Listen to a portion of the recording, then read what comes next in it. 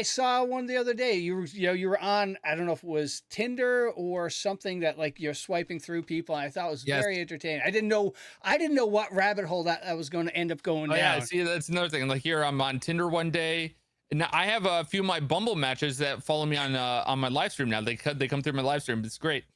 I'll just Oh, randomly call them like, hey, are you watching the live stream today? Of course they're not, because they're not really live stream viewers. But then they'll hop in for a couple yeah. seconds. But Oh, I could be shoot. doing dating app one day, then I'm gaming, playing trolling in Warzone, or just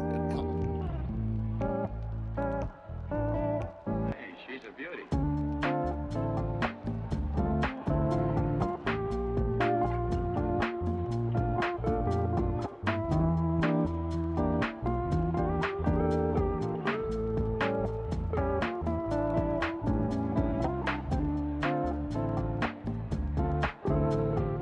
And today I'm super excited. I have one of the founding fathers, Ben Jammins. Welcome. thanks so much for having me. Ah, What a pleasure. really, really happy you're able to take the time and come on. And the way we start things off is with 3 random questions. So are you ready? Oh no, not Okay. at all. All right. We'll hold off for a second. All Let's right. do it. So Hit me. you're heading out to your favorite place to eat. What are you getting? Okay. Ooh, okay, so in 2024, 2024. Chick-fil-A, 3 chicken biscuits. Got to be before 10:30 in the morning. No Sundays, because I usually end up at the Chick-fil-A doorstep Sunday morning. Then I realize it's Sunday, because as a content creator now, I don't have to know the days of the week anymore. I just kind of wake up and do my thing. Yeah. Back in '76, I would say, maybe some apple crisps, a little oatmeal. That would get me through the day right there. Yep. A little honey on top, a little drizzle of honey. Nice. Perfect. All right.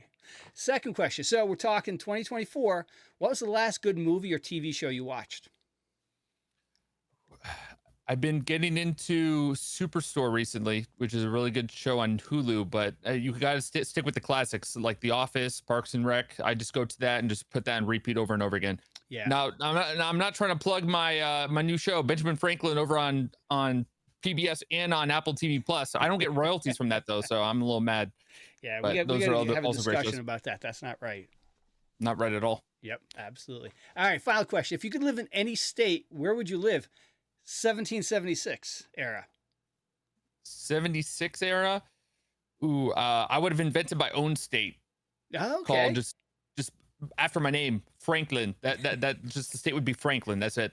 I like And it. then my favorite state that I would want to live in, that I would have not lived in before, though, I would have to say North Dakota. North Dakota, because there's nothing in North Dakota, and so it would be a state where I can really lively it up a little bit, start jamming on people, Yeah. and maybe start a whole new population of just Ben jamming kids over there. There we go. All right. All right. Well, welcome to the podcast. I recently saw you were doing a charity event with Drew Brees. How was that? Playing some pickleball. Yeah, so I somehow wound up playing pickleball against Drew Brees and not Michael, Keegan Michael Key, one of my favorite comedians and one of my favorite sports players of all time, against me and George Washington, who the George Washington character is the owner of Player X, which flew me out there. And Drew Brees is a co-owner of Player X as well. So Oh, really okay. fortunate to be able to have the opportunity to come out there, and just a surreal experience being out there for 4 or 5 days, being at this charity event to raise money for the Drew Brees Foundation. And I've never played pickleball before. I'm athletic though. Founding Father's got some hops. I Yeah. can jam on people out there. I can turn it on when I need to. But the hand-eye coordination starting to get lost after 300 years. Mm-hmm. But so it took me a little bit of time. The pickleball rules are a little iffy, but then it got tossed out last second on that Saturday in front of a crowd audience. So one of my first pickleball games, Oh, playing in front wow. of a crowd. First serve, right into the net. That's not good. Second serve, got it over, and then I whiffed the return. So it started off really poorly, and then we ended up losing. But Shoot. besides that, it was really cool because Drew shouted me out. He said a couple kind things about me, which is, I thought, I mean, even as a founding father, he should be in awe that I was at his charity event, right? But no, Absolutely. I just thought it was really cool to be able to kind of have that realization of the putting in the time and effort into the content for years, and then suddenly you're finding yourself in opportunities like that where you're messing around with Keegan Michael Key and Drew Brees, two of the best at their games, respectively. So Nice. yeah, it was definitely surreal. And now, what is what is the sort of focus of the Drew Brees Foundation or this charity? Well, they try to raise the pickleball event is a separate entity raising money through pickleball, so people will pay money to do tournaments over there. So they raise money through the pickleball to raise money for the charity, the Drew Brees Foundation, which is Okay. to essentially make the life of cancer patients better. Their day-to-day life isn't always the best, so they just raising money in order to get them better utilities and basically their day-to-day life to enhance that a little bit. So that's what the Drew Brees Foundation is essentially about. And so it's a great cause in terms of, you can't go wrong with trying to make the lives of cancer patients better, and to do that through some fun thing like pickleball, Right. and raise awareness around that. It's a win-win. Yeah, absolutely. Now he comes across like he's one of those good guys, sort of like a Peyton Manning. Is he like that in person? Oh, he is probably, I mean, he's the kindest guy you will ever meet. He's just very modest, and he's just really, he's a people pleasing type of person. He's running around doing things for everyone, and he's just making sure that all the fans are able to get photos with him, and he's checking out what's going on at every booth at the charity event. Oh, And he's nice. watching people's games, just going out of his way. His wife is really nice as well. I ran into her in the elevator just after the charity event, and then she was kind of bashing my pickleball skills a little bit. That's besides the point. But both her and Drew are just super nice people. Really great to be around. Now I got to ask, when you're on the pickleball court or even the hoops, what kicks are you sporting? What kicks am I sporting Yeah. on the pickleball court? Yeah, on the pickleball, or if you're playing hoops, what are you strapping on your feet, from I mean, 76? well, okay, let's not take a look at the these are maybe the Jammin Uggs edition, but usually they're the Jammin 76s or the Franklin 76s. The Jammin 76s have the belt lace, whereas the Franklin 76s is like the DC high heel, like, so I don't roll my ankle, basketball like loafers. So Yeah. those are the red and white ones that you saw me sporting with the all white, and then the Jammin 76s are the brown with lace, a little bit classier, but you do roll your ankle more easily in those too, so you got to be careful. Especially at my age, once you roll an ankle, you're out for 2 or 3 years. Yeah, So absolutely. even with the ice baths. So now you got this connection with Drew. Any chance we're going to see you at a Super Bowl?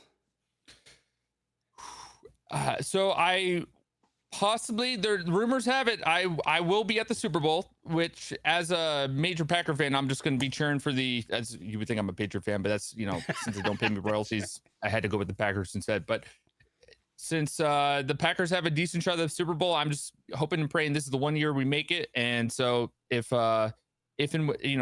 things align, I'll be there and I'll be jamming over at the Super Bowl. So we'll see. Excellent. All right. So, before the life of Ben Jammins, what is your background? What did you do before discovering 76 Ben? Just retirement, honestly, for the most part. Years of time travel, just going through the dinosaur age, and all the way up until the 2020s. It's like, well, 2024 is a great place to settle on, right? But besides that, maybe trickled in a little finance as well. Mm-hmm. For a few years. I was working day-to-day operations and finance, and a broker for that as well.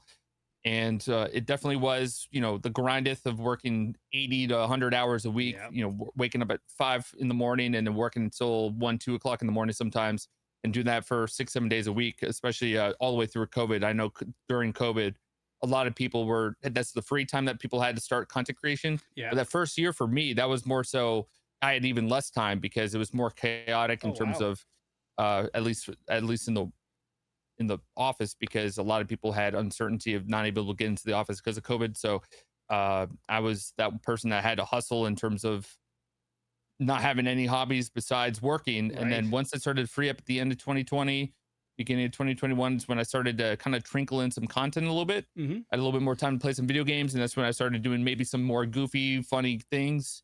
And that's when I was my very first video just popped off, and I kind of stuck with it, and suddenly I ended up on a podcast with you. I don't know. There we go.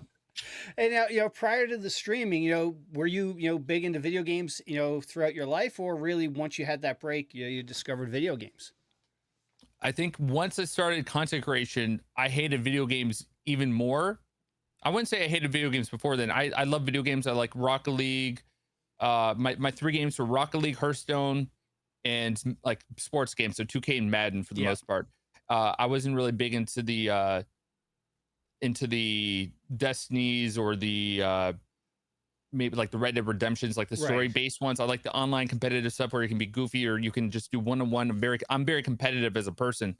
So I love the online head-to-head 1v1 games, whether that's in sports or if that's in video games. So whenever I could get that that rush or that adrenaline rush of jamming on people, then that's what I like to do. So it started. I was big into Rocket League. I loved Rocket League. I loved playing sports games, and then from there, I didn't even play Call of Duty Modern Warfare 2. I just started playing Warzone around 2020, and that's obviously when everyone was hanging out together on virtually because of COVID. And I was awful at Call of Duty because I never play it. Yeah. But I would just love to take the ATVs and run over people and fake my death and just try to kill people in funny ways so I could hear their death comms of being angry at me. And then that's where like I just like doing the goofy things of like taking something that's meant to be serious and then doing that the completely opposite way, but still trying to get the same end goal, which is either winning or being goofy. Yeah. And then just killing them. So yep. Nice. All right, jumping back a second, you're playing football, 2K or Madden. Maybe we need to set a charity event up between you and maybe Kurt Benkhart, who's he's big into showing people how to play Madden and some NCAA that's going on right now. I think that would be a good matchup. It would be a quote unquote good and bad matchup because it's been years. I used to be top 100 in Madden back in 2009, 2010, because I would just have the same like 3 or 4 plays I would run that would magically work every time. And I don't know. I was in the hundred. I had hundreds of wins before I got my first loss. It was magical. Wow. I don't know how it happened, but nowadays you can't do you can't. There's other things, but I don't practice as much. So it would be Kurt, one of the best Madden players, versus Ben Jammins, the worst Madden player. And then honestly, it would be if I could keep him under 100 points, then that would be interesting. There we go. It would be a great matchup. And now, what made you hit that go live button to begin with? Referring back to streaming. I just like making people laugh. So I was like, well, it would be kind of cool. I saw Tim the Tatman do it when he was playing Fall Guys back in 2020, where he was trying to get his first Fall Guys win. And it's like, man, that would be pretty awesome if I could have my own live stream chat and stuff like that. And that opportunity came where I had some eyes on me from my very first video getting some views. It got a lot of views, especially for being my very first video. I was like, might as well take the opportunity to try to go live. And obviously you're not going to have that many viewers cycling through your Twitch right away. So I was doing that as a way to go live and clip farm. So I was going live and not even doing anything besides aiming for getting really good quality clips so I could use for my socials. And so I was just going for the Hail Mary plays, right? So I was just going for the plays that were one of one, super impressive. And within 2 weeks, I think like 3 or 4 more viral clips.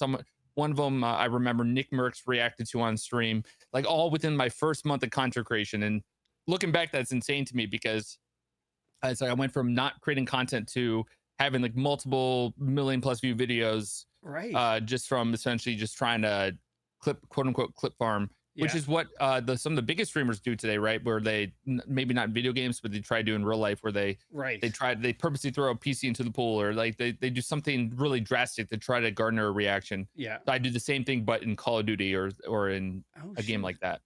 And now, was that your initial game plan too? Was just basically stream, get some content, and push for shorts essentially, or short form content?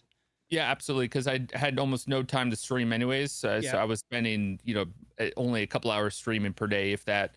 And so whenever I hit the go live button, the only people coming to my stream was maybe 1 person, 2 people total that I didn't know. And then everyone else was maybe someone actually knew me in real life. Yeah. And so I wasn't really thinking that I was going to grow off the live stream. And then eventually I started taking those short form videos, posting not even TikTok, it was on Instagram and YouTube. Yeah. And then they started popping off. YouTube was popping off really early.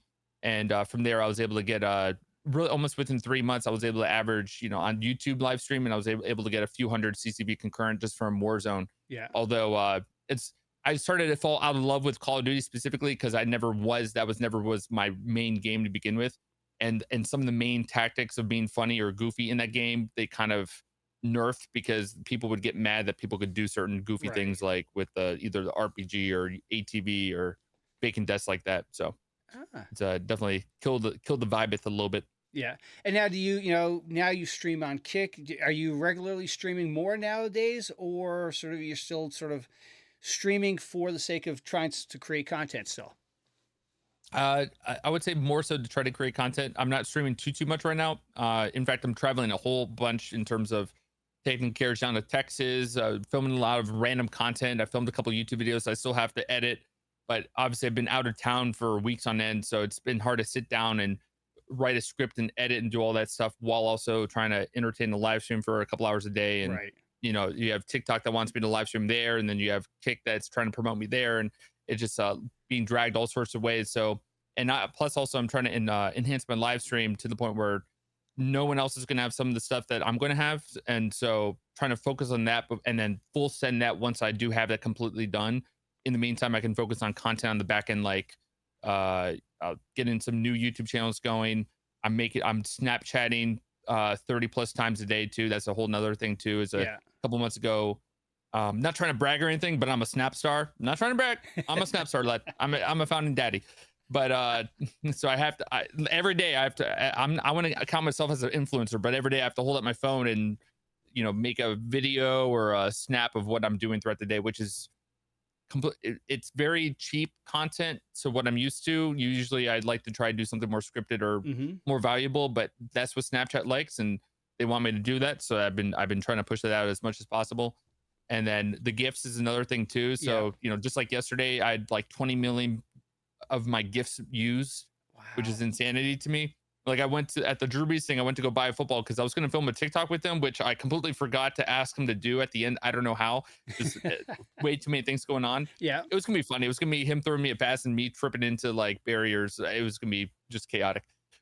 Besides, I went to Walmart and three separate people were like running up to me all at the same time, and like a couple kids, and then Yeah. like some random some random employee, and they all were asking me if I was the lad from Instagram comments, and so they Oh, all recognized me from Instagram just from seeing me like see my gifts being right. used in the Instagram comments, which that's like the last thought I have in terms of being recognized. But people recognize me nowadays from just the gifts, Yeah. That's which is crazy. free publicity. It's good brain recognition, and then obviously from there on, it's just a matter of making content, and it's like people will now see my gifts and then my videos. Like, oh, I recognize that lad before. Besides being on $100 bill, I see him in True. a gift. Let me watch one of his videos, see what he's about. Yeah. So it's just kind of like holding that retention a couple more seconds for people to maybe stay around with the content. And I see that in the live streams too. Whenever I'm on the front page of Kick, I'll have people come and say, "Oh, let me check out your like just check out your live stream because I clicked on your live stream because I recognize you from Right. using your GIF a lot," Yeah. which is kind of mind blowing, but pretty entertaining. That is absolutely. And you're jumping back to Snapchat for a sec. What is your sort of? Is it just because it's another platform to get out there, or using Snapchat to try to get people to your, other content?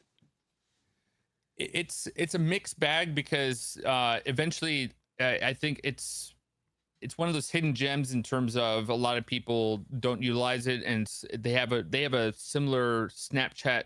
Snapchat has a spotlight feed, which is very similar to TikTok and YouTube Shorts, Mm-hmm. but the content that is promoted there or pushed there, it's a little bit different than the other platforms. Just like every platform is a little different. Yeah. But for me, the story specifically is what I'm kind of utilizing more. And so if you do a certain amount of stories and they have decent engagement, they get pushed to a Discover feed. So anyone in the world can see your story of you holding up your Capri Sun. Yeah. Hashtag not sponsored, by the way. But so it's as long as they're semi entertaining, you essentially have a thumbnail at the end of your day, which counts as a thumbnail that people would click on the story, and then they try to cycle through to find that one picture. Oh, Uh, okay. so they have to cycle through 30, 40 stories, but then that still counts toward watch time, and it's so you still get followers from that. And so that's a way for just kind of grow a following on another platform, and it's Yeah. great for potential brand deals too, because you're getting a bunch of eyes on. True. You could just take a single snap story, and then that could be an advertisement for a brand as well. Yeah. just random things like that. It's always good to grow your brand on other platforms, and then you can always push people from other platforms to Snapchat or from Snapchat to and funnel them to your live stream or wherever else. But for the most part, it's just kind of making sure that you're well rounded with Right. what platforms you're on. And now, looking back, was there a moment where you could you a certain moment, or was just a gradual increase in your viewership and just getting more sort of eyes on your content that you hit the like, oh, I can now take this full time? Was there a certain key moment, or just gradual, essentially? I never thought I was going to go full time. I was just doing it for fun, and then I was able to get lucky with a deal from Facebook to be able to post on Facebook. So before I wasn't posting on Facebook, they came to me and say, "Hey, we want you to start utilizing Facebook." Oh, wow. And so that was the triggering point of like, okay, now if I'm going to be posting X amount of times on Facebook, then I need to quit my job in order to focus on that. And so Yeah. that was the jumping point for me. Oh, shoot. Before that, you can't just rely on like donations or a brand deal here or there. It's got to be you'll know when you know to go full time. Until then, it's always good to have that secondary income of having a full time job and then you doing it on the side. If you can't do a full time job and do it on the side, then you can't do it as a full time job either, because a lot of people try to take that leap and then they end up regressing because they don't know how to utilize their time properly. Yeah. There's a lot of random variables that go into it too. And looking back, since you first hit that go live button to today, what is some of the more tougher things about doing what you do? For me personally, going live is the easiest part of my day. For a lot of people, hitting the go live button, sometimes they get that nervousness, or Hmm. they I forgot what it's called. There's a name for it, where like right before you hit the go streaming start streaming button, you have that like anxiety. Yeah. There's an actual term for it. But for me, that's the fun part of my day. I get to jam, dance around, goof around with people that want to watch me live, show my personality, do that. And for me personally, it's just about having a great time, and maybe that resonates with the viewer. But for the hardest part is scripting and making sure you have a set schedule in terms of, okay, we're going to set aside this amount of hours per day for maybe make a GIF or two. I'm going to script a YouTube video. I'm going to start planning out more content for the live stream and try to utilize how am I going to utilize my time on the live stream to make into a YouTube video or a TikTok, because you want to make sure you get some clips from your live stream for at least one of your channels. Yeah. Because you don't want to also waste your time going live for 5-6 hours and then not have content from that either. Right. So that's where I'll have some like notes planned out beforehand to make sure I hit certain points and have some sort of content planned. The hardest part is also just maintaining that consistency on the style of content I'm doing, and Hmm. making sure that I'm staying on top of everything I need to in terms of like the business side of content creation, whether that's uh am I outsourcing the right things to other people? Am I spending my time properly? Because you can invest your time in certain things in content and it could be all for nothing. You can invest time in certain content that gets no views and doesn't help your brand, or there's so many different things that go into it, and it's juggling your time, I would say, is maybe the hardest part about the job. Yeah. Harder than entertaining or even scripting or any of that. Honestly, it's Yeah. just probably about making sure that you stay timely with what you're doing. Yeah. It seems like, the average gamer streamer is, that's a lot on their plate, but doing what you do, there's a lot of balls you're juggling in the air to try to have all your bases covered, essentially. Yeah, and that's where it's hard. You have that leap of going full time, but then you have another leap after that of, okay, what am I going to outsource to other people? Because when you outsource, they could be doing a bad job too, and you have Right. to sometimes you have to spend more time trying to cater to them and babysit them on what they're doing, and then or you can train them and give them the insights and secrets that and then they jump ship to somebody else. So then you're basically left stranded in terms of trying to train them, and then you lose that time. It's that time lost. Right. It's that sunk time of spending training someone or doing something.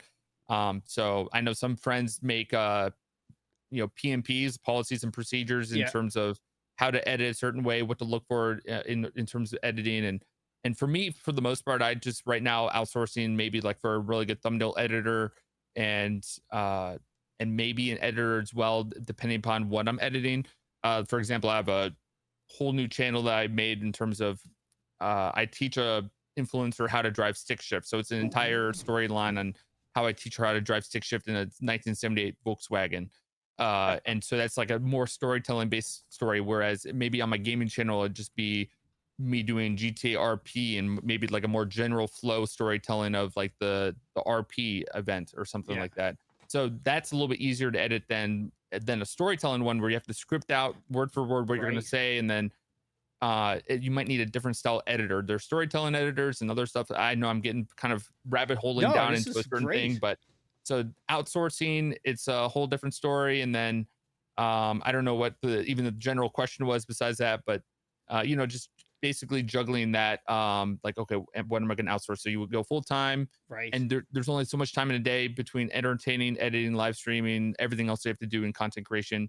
Yeah. And then it's like, okay, what am I going to outsource next? And so that's when you start to build that team. But building that team, that's you basically have to play to your strengths and know, okay, what is the thing I'm spending a lot of time on that I'm not really the best, most efficient at? Maybe that's the first thing that you outsource. Yeah, and finding that editor is not easy. Find like you were talking about, you got to find somebody who's edits to your style, and finding that sort of needle in the haystack is not an easy thing. No, because a lot of the best editors are working for the best people, and they usually underpay them too because they try to say that like, oh, they have more influence, so they can Right. pay less.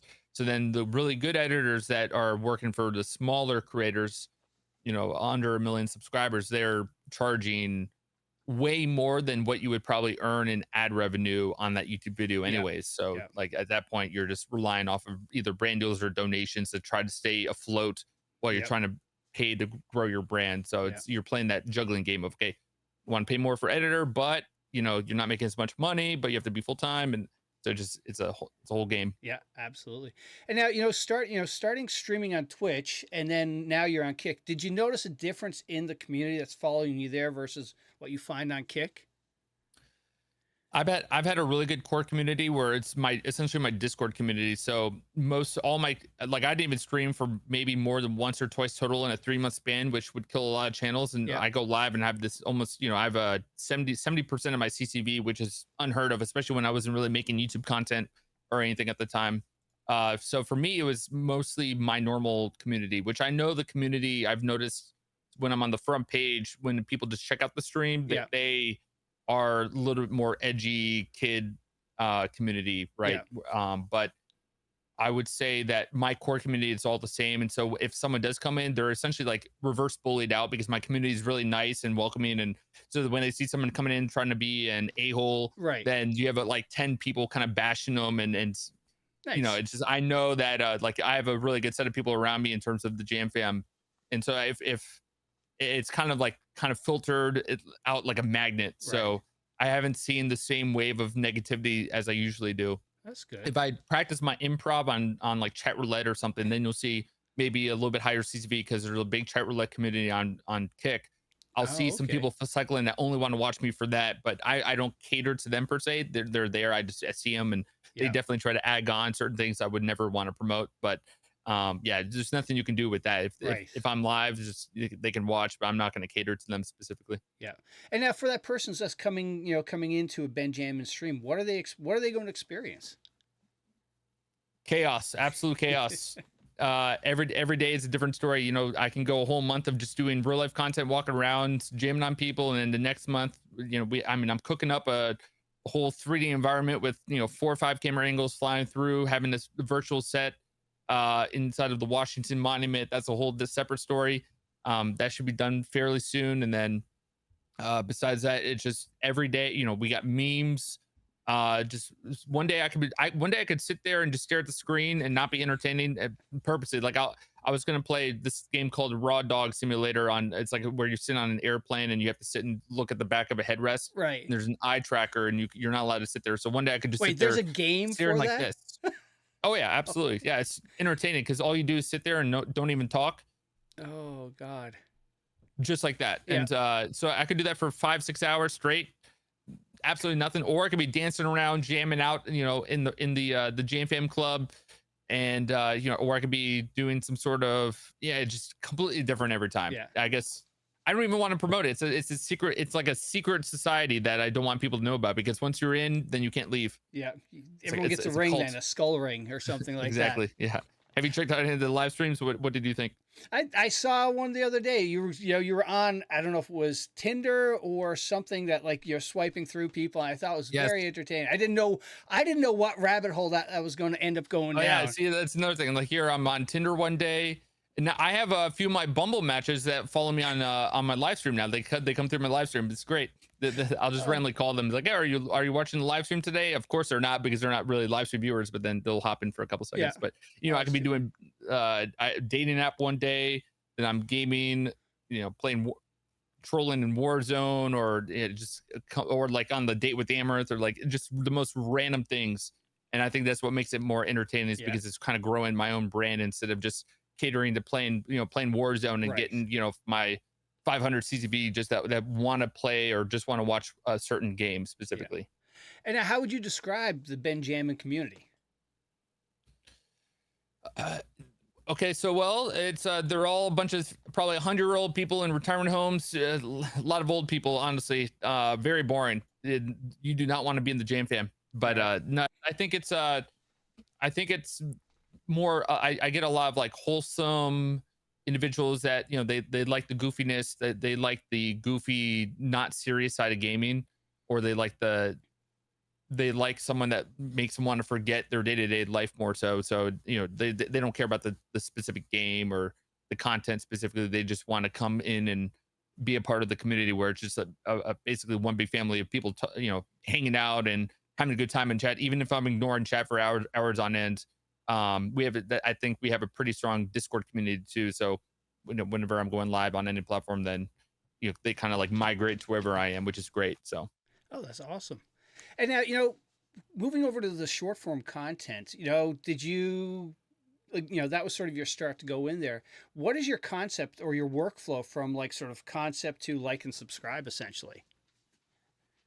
it depends a whole lot on the style of content I'm trying to go for. So let's say for a gaming video, I do like going in with a structure in terms of an actual script. So there's two genres of video for gaming I would really like to go viral, and I guess I had go viral a lot, was scripting from start to finish. What would be a really funny scripted video that obviously the viewer knows is scripted, but it's still really funny and entertaining and engaging. Something that has that juxtaposition of, okay, something's happening, but it's the contrast or the goofiness alongside contrast, and then something unexpected happening. Is all combined to make like an entertaining video. And then the alternative would be like a trolling video, which might go, certain things do good on certain platforms and certain things do good on other platforms. So then you're kind of catering to one or the other. So in terms of if it's from a live stream, maybe it's perhaps scrubbing through a live stream. I have a button on my stream deck that's able to clip a marker, so I can go back and know exactly when certain moments happen. And then when I see a certain funny moments, like, okay, how can I have the viewer stick around? How can I hook them to watch the entire video for this one moment?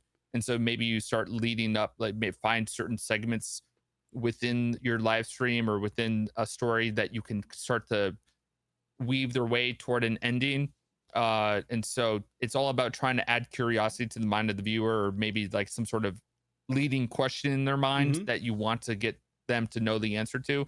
So it's like what's going to keep the viewer to stick around, maybe provide them value, and then have some sort of question in their mind always lingering, so that way they'll never want to swipe away. Because if they have a question that they want to get the answer to, they'll never want to swipe away. So that's like, okay, how do I keep a question in their mind? Okay, they know that I answered this question for them, but how do I quickly give them another question for them to then wait for the answer for? So then it's like you're constantly doing that question answer game with them. And then you end it with obviously something that's satisfying for the viewer, which is a little different than educational content. I've never done like a educational video before, never done anything like that. It's always been kind of like comedic timing style videos. Okay. So even if I don't even, like, half the time I don't even find my own stuff funny, but hey, whatever works. Right, absolutely. And now, do you find that, with having success on a bunch of the different platforms, when you create a video, are you creating a video specifically for TikTok? Oh, and like this one's gonna be great for YouTube Shorts? Oh yeah, absolutely. Like someone that follows my Instagram now. I mean, as of a couple months ago, I had no followers on Instagram because none of my stuff would do well on Instagram. And Yeah. now uh I essentially was like, well, okay, I'm technically Instagram famous. Everyone in the world apparently recognizes me now from Instagram comments. So why don't I just make my Instagram related to GIFs? Yeah. So I'm starting to make all my Instagram stuff related to me making a GIF that someone in the comments put. So Ah, like okay. so I had like 3 or 4 videos, do pop off, and now I suddenly have like almost 20K followers just because I'm doing a video related to my GIFs. Right. So I'm either doing a video that's of me making a GIF or a video that turns into a GIF that people can use in the comments. Oh, Whereas you can't do shoot. that on YouTube or TikTok. Whereas TikTok, it's more so short, punchy, scripted stuff, Mhm. and then YouTube is very storytelling and or like a comedic trolling back and forth conversation piece in within gaming or Yeah. so like each one it's I know one's going to do well on one platform, but that doesn't mean I'm just going to post on one. The Yeah. Instagram stuff I'll just post on Instagram, but if I know something's going to do good on YouTube, I'll still post it on TikTok because there's still going to be some, even if one viewer enjoys it, that's Yeah. already worth something because then they might still find the live stream, come check out the Discord or something like that. So Yeah. it's yeah, it's playing that juggle game of which platform am I going to be kind of relying this off of, and what's going to be the call to action at the end of the video too. And Yeah. you might have to alter the intro or the hook at the beginning for the different platforms as well. Yeah. And now do you find that, the frequency of your, dropping the content, like you try to be consistent with, okay, I'm going to drop, 2 a week or certain times of the days. Is that sort of you find success with on TikTok and YouTube, or is it really, just whenever they're ready to go, you're dropping them?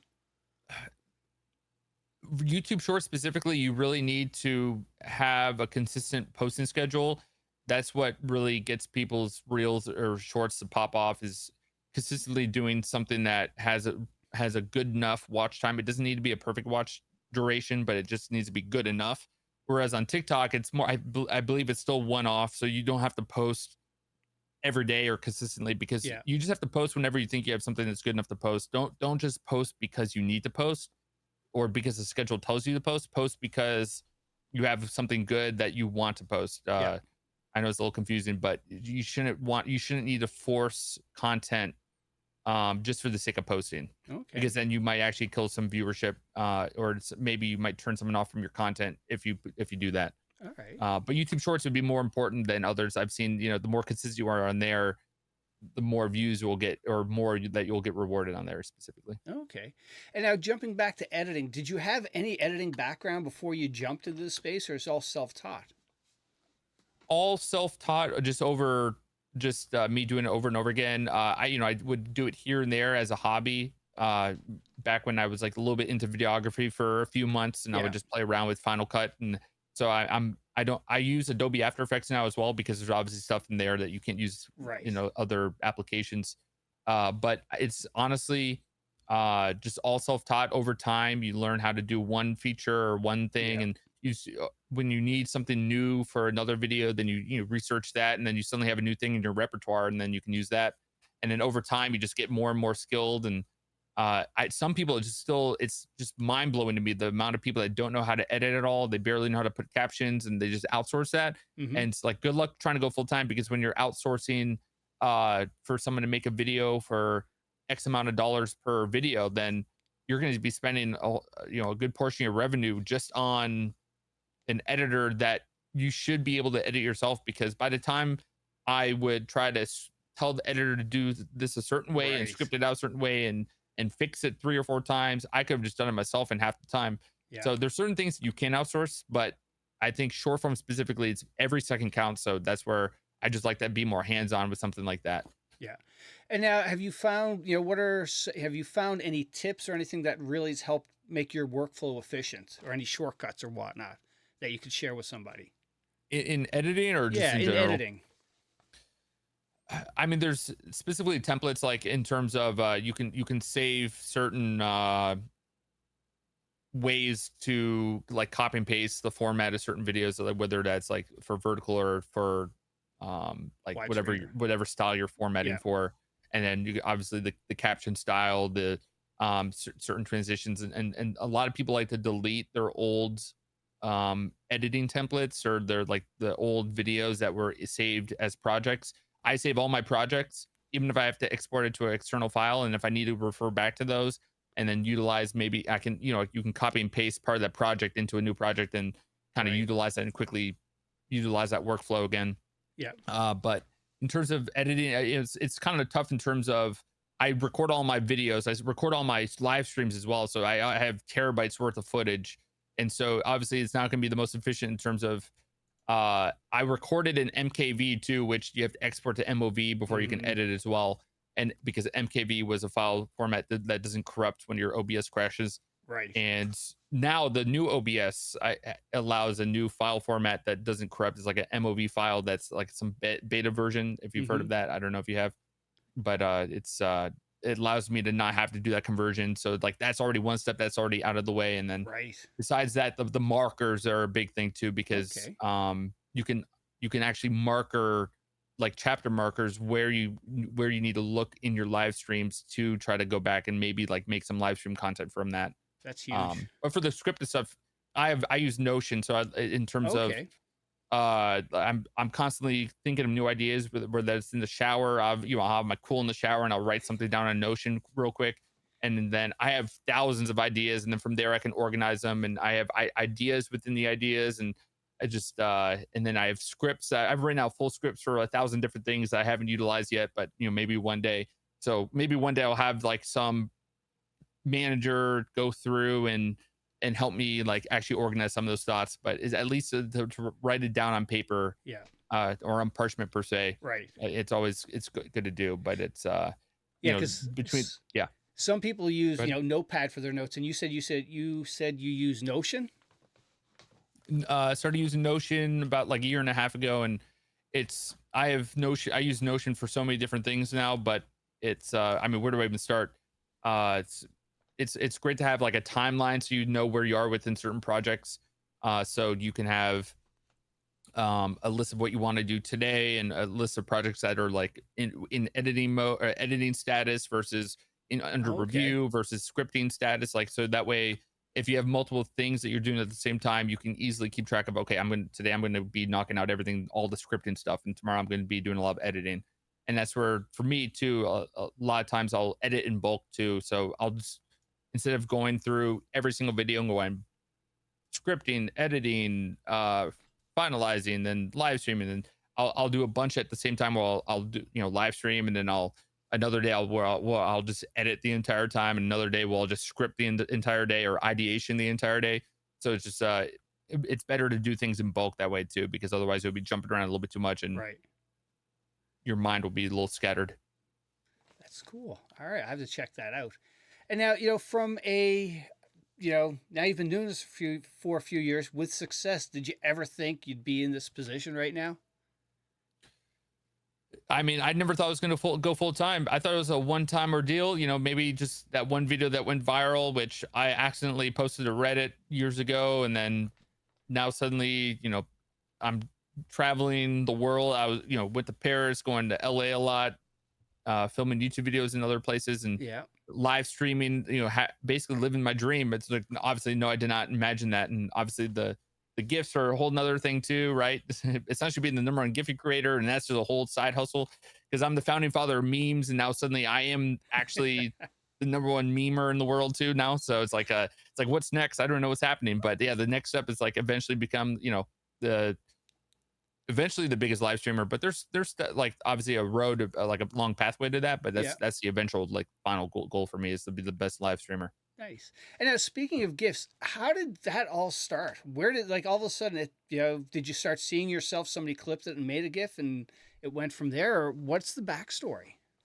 Uh, well, it's a long story, because the first week of content creation, I also was the founding father of memes. So I made 20 GIFs from my very first or second live stream, and they all had one or two uses maximum, on the GIF platforms. Yeah. And then a year and a half, 2 years later, I think one of my GIFs took off and was getting a lot of uses, and then another GIF started taking off. It's like, okay, what if a lot of people, they have other people make gifts, and where it's like I not take the time to do my own gifts.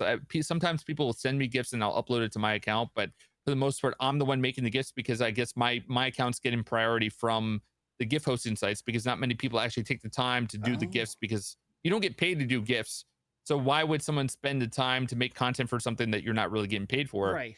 But for me specifically, the brand recognition is way better than your average Joe. Just in terms of once you see me, you know that's Ben Jammins, that's Ben Right. Franklin, right? So it's just more recognizable between the tints of bifocals, the American flag, the brown suit. Like Yeah. you automatically know I've seen that lad before. Where so for me, the brand recognition, once you see me a couple times, then you already know. Like even 6 months later, people remember. Um, and so it's like I was just posting more and more gifts that way. And now essentially when there's a new meme or something that uh, uh, some sort of new meme on TikTok or Yeah. that's in the culture, like whatever Gen Z or whatever gen we're on now, Right. whatever their new word like skibbity or whatever they Yeah. use. If I make a gift, no one else in the world has a skibbity toilet gift, right? But maybe I make one, and so then I would be the only gift. So I basically cannibalize that market in terms of no one else because gifts are usually movies from 10, 15 years ago Right. that are more culture related. And so there's none of the new age gifts. So that's why my gifts get used a lot too, because I'm able to kind of capture that new age market of the people that use the new age terms that don't have any gifts yet. So there's very low supply, high demand for those type of search terms. Yeah. So it's like SEO in its own way because it's actually utilizing SEO because gifts are the number 3 search engine in the world, or number 2 theoretically speaking. They get billions of searches per day. So it's just another way people are. You never really think about it. People are searching on Instagram and YouTube and iMessage all the time for a GIF. And Yeah. so if you're able to find a keyword that everyone's searching, but there's not many actual search results that they enjoy or want to use, then you're essentially making a YouTube thumbnail inside of a GIF for that because you're trying to capture them to click on it. So that you're basically just trying to get a GIF that has a high CTR that will eventually get bumped to the top. So Yeah. that's essentially all it is. And there's no monetization to the gifts, right? Or is there? Uh, No, there might be, but as of right now, no. But I know Okay. companies do spend, they, I know of companies that spend 7 figures on gifts, for the same companies, but for creators specifically, right now, there is no like pay specifically for the creators. Otherwise, I think you would see a big influx, and there is more competition in terms of there's only a certain amount of gifts that it shows, so it Yeah. would be, they're not really too concerned about paying the creators, but perhaps like through a brand deal, then that could happen. Okay. And we talked a little bit earlier about the Drew Brees, the charity event there, and something that I really like seeing with a lot of the creators have come on. They, their own charity work they do, and I saw you, I think a tweet or something along the lines where you raised some money for a firehouse in Chicago, brought a console over to them and whatnot. Yeah, so I mean, I try to do. I think as a content creator, the end goal is to try to either raise money or awareness for great causes. So another thing was in New York City, I made some sort of video where for every like I would donate 10 cents, and I forgot how many likes I got, but it was enough to be able to. I donated, a flat screen TV, Xbox, a whole slew of things over to fire department, and so I brought it over to Manhattan Fire Department, um, firefighters. I brought over all that stuff, and I just gave it to them and said, "Get jammed on, and here you go. Appreciate your service." And it was just like it was just a fun thing, something to do for fun, like something that made me feel good inside, and Yeah. something that would obviously show my appreciation for them, and something that they could enjoy. And so they kept some of the stuff at the firehouse, and then some of the stuff they took home to their kids for, Yeah. I think, Christmas that year. So overall, it was just I just want to do more things like that, right? With my, like, if I have any spare money or time, it's like Yeah. obviously it's a fun piece of content to be able to make. Yeah, absolutely. That's so cool. And the other aspect I really like seeing is the collaborations that are done with the various, creators. And, you were talking about the gun range day you'd had. How was that? And how did you end up getting involved with that? Great question too. I mean, how did I get involved with that? I think Who invited me? One of the Donut lads over there did. operator or I mean, so Donut didn't know me before then. So Donut since then, like we've become friends, but before that he didn't know me. It was through it was through it's through a mutual friend. And so then that weekend I was already in San Antonio, and I was in San Antonio for the solar eclipse, I believe. And then when I saw my mutual friend there, it's like, oh yeah, in a couple weeks we'll be here for the demolition ranch thing. It's like, oh, you should definitely come. And so I showed up, and then suddenly I'm at demolition ranch where I'm shooting fully automatic weapons, and there's like fully the like minigun, actual right? machine guns and miniguns and just all sorts of things that you couldn't imagine shooting. They have to have like special licenses to be able to do that too. So it's not like something that you can do anywhere else really in the world that easily. Yeah. So it's just more of like a once in a lifetime type of opportunity. So looking forward to doing that again, but definitely a fun time for sure, jamming out. And now, what surprised you the most from the various weapons you shot that day? What one was like, holy crap? I mean, I think for me a no brainer would be have to be the minigun. Like they had 3 or 4 different miniguns that day Yeah. too, and it was definitely the minigun in terms of you can just feel just all you have to do is flip a little red switch, and then suddenly you have just you barely press the trigger, and suddenly it's shooting like a million rounds a second. It's and you can feel the force in vibrating through your body. Yeah. It's definitely surreal too because it just zips. You can see the just the ammo. I'm used to having a musket where you have to reload once every minute and a Right. half, and suddenly I'm shooting a machine gun. Like this is insanity, lad. Come on. Oh, excellent. And It's the like, other but yeah, collab I saw that you were part of was Amaranth. How did that come about? Amournth must have just been in love with me for years, and she finally reached out to me. It was yeah, we matched on Bumble a couple times. But it was there's more to the story. I always forget the entirety of the story, but I what's funny is like maybe one of my first videos, I made a video of a fake TTS of Amaranth saying like, oh, uh I forgot what she said in my fake TTS. It was a fake TikTok of like her fake donating me $20 saying like, oh, you should get in the hot tub. And then so Yeah. I go into the hot tub and the hot tub's broken and there's water shooting into my face. And that one did really good. And then suddenly a year and a half, 2 years later, now I'm suddenly actually in a hot tub with Amaranth, right? But and that was a whole different thing too. That was at like her birthday party. But the month before I went on a colonial date with her, and that was because I had tweeted to her saying, asking her how many retweets to go on a colonial date with her. I think it would just be a goofy fun time because Right. I know she loves like colonial era clothing and stuff like that. So and then she loves horses and carriages, and it would be totally her vibeth. And It's a perfect fit. so then I tweeted at her and she responded nearly right away. And so then after that it was super easy. It's like we got the retweets that we needed, and then after that now like I just occasionally find myself with Amaranth just either at parties or colonial dates now. I don't know. Oh, that's awesome. So cool. And now, Yep. another aspect of being a content creator is, that's sometimes hard is, your IRL friends, they don't understand, what you're doing or, just from a bouncing ideas off a standpoint. It seems like you have a good circle of people around you. I've seen you some collabs with, Big E and we were talking earlier with like, just having, friends with like Curious Kill. And just how did you end up meeting, hooking up with these people? Don't forget Thomas and John And George, Quincy, yeah, all and those the people as boys. well. But so I mean, I love collabing with people that are in the area, and I think just I mean, I was already friends with someone like Big E before he moved before I found out that he was in Charlotte, but Oh, no way.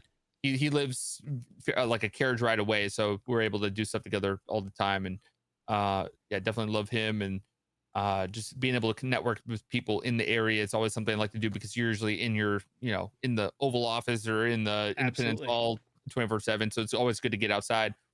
And yeah, besides that, just always trying to network with new people, whether that's like people within the gaming space, other people within the same niche of content that you're in, Yeah. or even people that are not, and you can get a different perspective on content creation from their through their lens, because they're obviously content creation has so many different avenues, whether it's in terms of like the ways that you make money or the Yeah. ways that you post videos.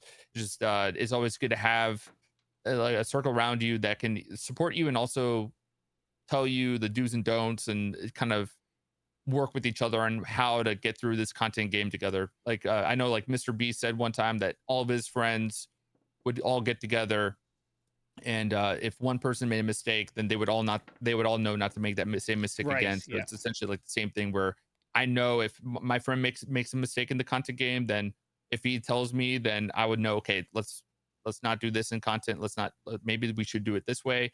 It's just about getting more perspectives. It's better to do that than to just try to fight that content space alone. Yeah. Absolutely. Yeah, definitely. Yeah, it was nice to see like Big E take off, I don't know, maybe a year and a half ago or a year ago with Kick, jumped into that. And then it just seems like the success is just seeing him grow is just fantastic. And now, him being a dad, which is, really cool. Yeah. Yeah. Literally. And then, Literally, yes. absolutely.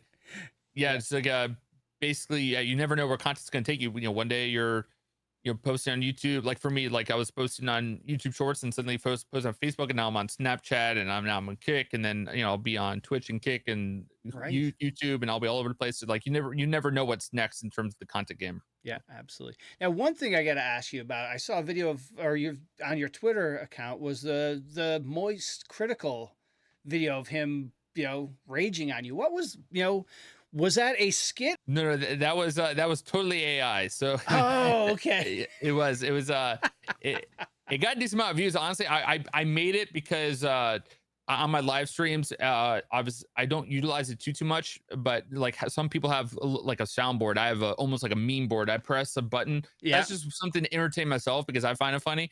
Like I don't really care what other people think, but I mean I think people find it amusing. But I have hundreds of memes. It takes a little bit of time too. Like this is not something that you can easily utilize. But I push a button and it'll pop up a meme that's related to like a situation that's going on in the live Yeah. stream. And so a lot of these memes are like I'm actually in the meme too. So like I actually go out of my way and edit me into the meme. And the moist critical one was just more so like a clip that I wanted to make that was like for a random meme. But it's I just was making for the live streams like, oh, I might as well throw it on Twitter too. And then it did pretty I don't know how many, it probably got like 50K views on Twitter or something like that. But some people thought some people knew it was AI, some people didn't. Right. I think he switched his shirts like 3 or 4 times, and the fact that he just goes out of his way to bash me, I thought like I knew that some people were like knew that it was AI, but yeah, definitely it looked realistic though. It definitely was was crazy. Yeah. I use like I love trying to implement AI as much as I can. Yeah. So some ways it's good, some ways it's bad, but you can definitely find little shortcuts and use AI in that terms of in that way. But it's obviously a good and bad thing in terms of how people can plug in someone's voice and come up with some random thing from that. Yeah. Overall, if somebody's looking to jump into this content creation space or try to, pick up some things you're doing, what kind of advice would you have for them? I would say stream less, post more.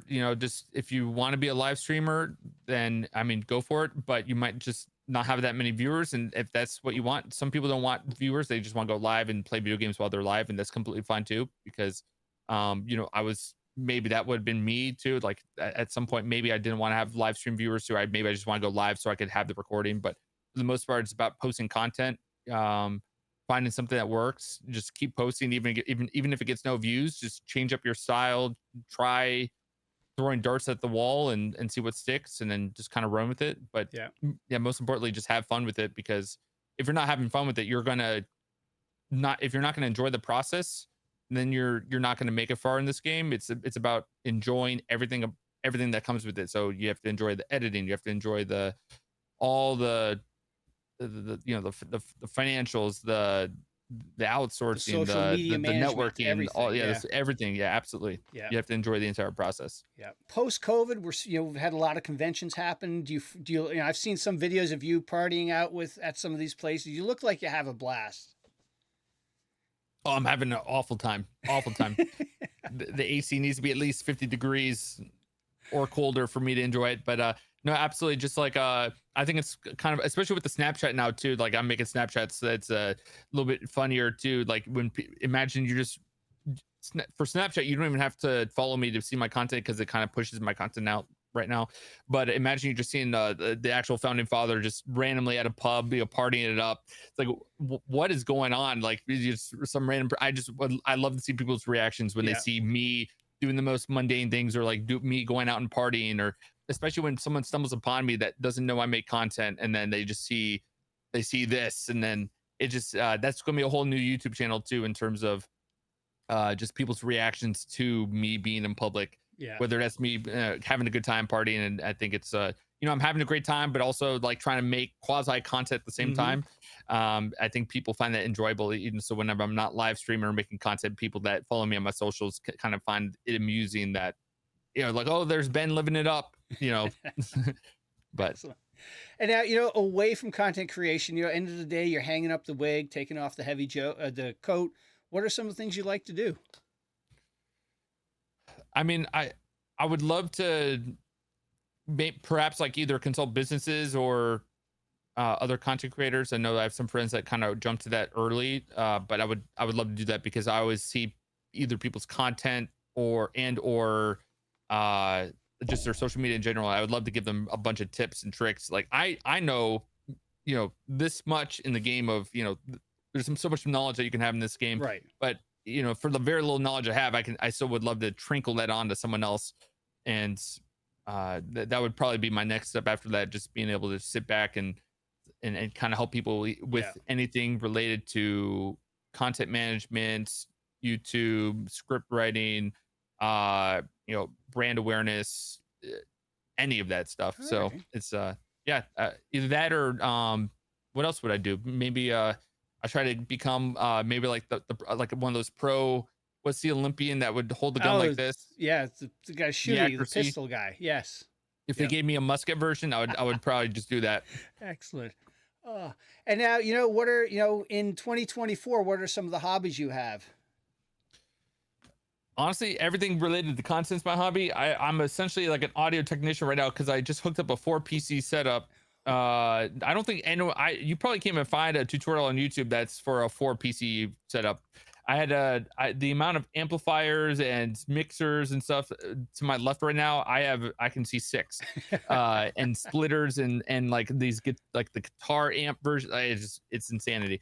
You think I'm running like a whole music production right now, but yeah, it's like I would say like right now I just like anything electronic. I'm a very very tech savvy, very tech uh I'm just a tech lover. Yeah. So it's whether it's that or watching or playing sports. Like I also want to do a sports channel eventually, whether that's like either a podcast while playing sports or just playing sports Hmm. in a goofy way with other content creators that are Yeah. big in the space. Yeah, I had um Bearded Blevins on, who's Ninja's brother. He's big into the sports. He loves the yeah. Detroit and whatnot. And they do their they get on and they do their sort of a Sunday night watch along for football. There's yeah. So there's some really cool collabs that can go on with some of the sporting guys I'd like to see you spin off to. Oh, absolutely. Yeah. It's like that would be like a down the road dream, right? Like that's random collab opportunities. Like I know AJ Dillon and I are gonna play Farming Simulator in a few months. No So way. yeah, we were gonna play like NCAA or something this month. But I was like, well, let's just hold off and let's just play Farming Simulator whenever the new one comes out. He's gonna teach me the ropes. He's a big Farming Simulator lad. I've never played Farming Simulator, so that'll be fun. So that'll be my next hobby. But besides that, like love videography, love photography. So Yeah. that's already implemented into this hobby. And yeah, Excellent. sports, going on lake, hanging out, drinking some chalky milk. I don't know. What about you? What's your favorite hobby right now? I've got 3 kids, so that keeps me busy. And, podcasts. That's a So, great hobby. yeah. Both are great hobbies. So, well, Ben, hey, you made it through a podcast. Really appreciate taking the time. But before I go, like with past guests, I look for you to recommend somebody in your circle that you think would have a good story to come on and share.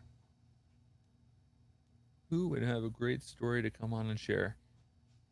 Absolutely nobody. Maybe I was just sending a pigeon mail to T Dog. T Dog is great. Okay. I don't know if you've ever spoken to T Dog No. before or know about him. He's killing it. He's he just we were planning on, maybe I was gonna go up to Baltimore and he's going to Call of Duty Next, and I'm gonna hand deliver him the Call of Duty Next invite, which is like Washington D.C. themed. Oh, cool. So I didn't get an invite because I haven't played Call of Duty for like over a year, but I wasn't expecting an invite. But I'm gonna basically say that I am the one handing out the invites, which is why I wasn't invited, because I am sending the invites. Right. So I might show up to Call of Duty Next without the invite and see what happens. But yeah, so yeah, T Dog is great. I love so many different people, but yeah, T Dog. All I right. don't know if you know like Zeusy or Jordy Tootie, like they're all No. great people. All right. I can shoot you over some names. Cool. All right. Well, hey, Ben, thank you again for doing this. And, good luck on your travels. Appreciate it. Thank you so much, lad. I'll need it. I mean, it's gonna be a 3-month trip over to Washington D.C. Right.